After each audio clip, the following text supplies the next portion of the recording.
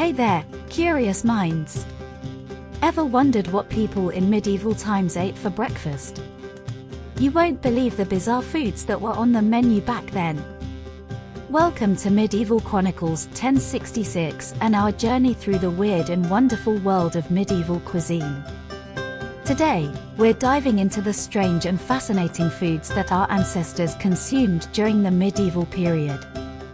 Life in medieval times wasn't all feasts and banquets. In fact, people faced numerous challenges when it came to food. Limited availability of ingredients, lack of modern cooking techniques, and seasonal variations made meal preparation a real challenge.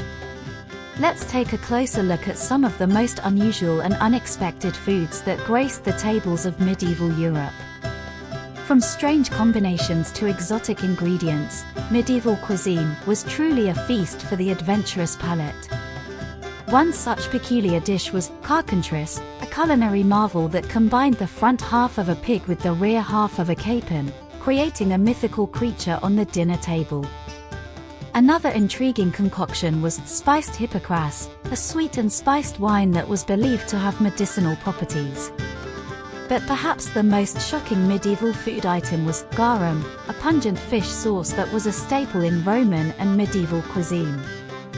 Made from fermented fish guts, garum added a unique umami flavor to dishes and was prized for its rich taste. As we wrap up our journey through the bizarre world of medieval foods, it's clear that culinary traditions have come a long way. These peculiar dishes not only offer a glimpse into the past but also reflect the cultural diversity and creativity of medieval society. What do you think of these bizarre medieval foods?